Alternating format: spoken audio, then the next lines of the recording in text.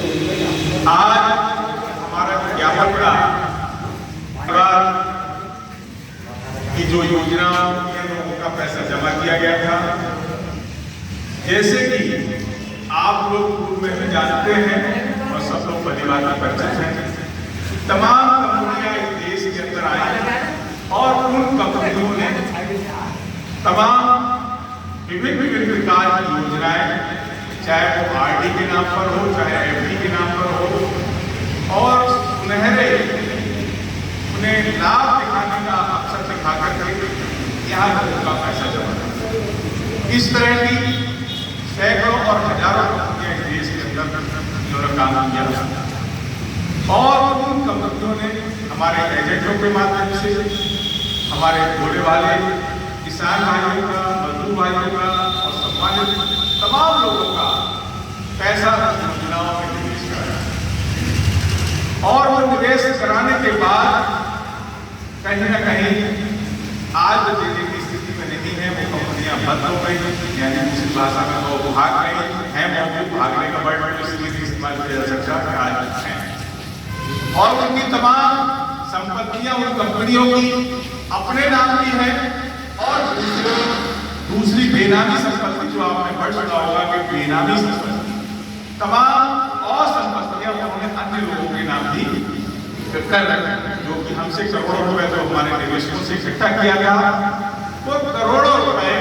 उन्होंने स्वयं अपनी कंपनी में या अन्य लोगों के बेनामी के तौर पर अन्य लोगों के नाम संपत्तियां करा रखी। इस निवेशकों के लिए जो मांग पूरे देश के अंदर हो रही थी और हमारे एक बात और बताना चाहता हूं, पूरे देश के अंदर 42 करोड़ लोग, इस देश की आबादी जहां पर 125 करोड़ या 150 करोड़ होती है, 42 करोड़ लोग इन निवेशकर्ताओं के जिम्मे में फंसे हुए हैं और जो कि पैसा ये देश के लिए बड़ा गंभीर मुद्दा है। एक ही आजादी की तरह लड़ाई है कि देश की आजादी की लड़ाई लड़ी, जिस तरह से हमारा देश गुलाम था, गुलामी को हम लोगों ने यहाँ के लोगों ने आजाद बनाया। इसी तरह से आज जो विभिन्न कंपनियां इस देश को देश में काम करके हम लोगों का निवेशकों का पैसा लूट करके खाए हुए बैठे हैं, उनसे किस तरह से वो पैसा वसूल किया जाए, ये हमारा नहीं। इसकी मांग देश के अंदर प्रत्येक जनपद से, प्रत्येक ब्लॉक से उठी, उसका एक असर तो हुआ कि भारत सरकार ने एक कानून बनाया, लेकिन भाइयों उस बर्ड टैक्स का थोड़ा अनुपालन भी नहीं हुआ। अनुपालन क्या हुआ कि पूरे देश के अंदर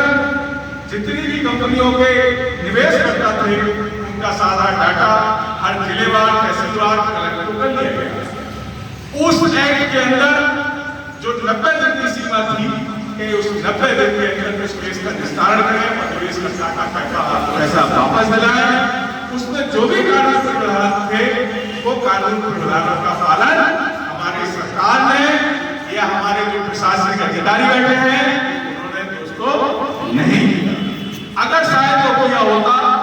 तो हो सकता है कि कहीं ना कहीं हमारे निवेशकर्ताओं का पैसा वापस मिलना शुरू हो। आज की तारीख में भी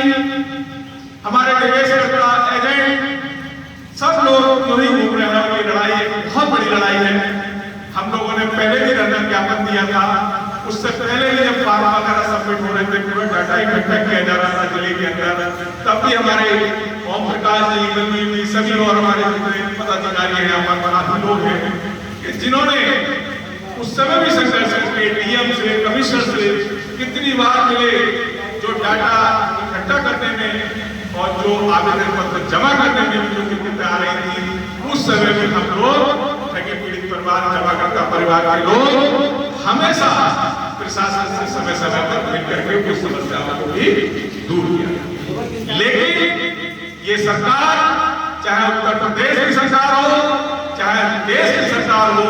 हम लोगों की बात सुनने के लिए तैयार नहीं है। मैं तो कहता हूं माननीय मुख्यमंत्री जी से,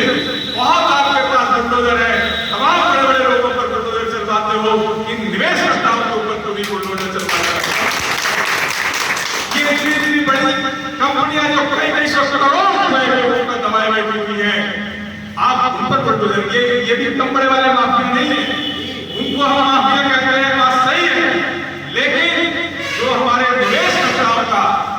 कई सौ करोड़ रुपए लोग दबाए बैठे हैं, ये उनसे भी बड़े वाले माफिया हैं। और इन माफियाओं की कमर तोड़ने के लिए जो हम ये कहते हैं, जो कानून बना है, उस कानून के तहत ही इन लोगों के खिलाफ कार्रवाई की गई।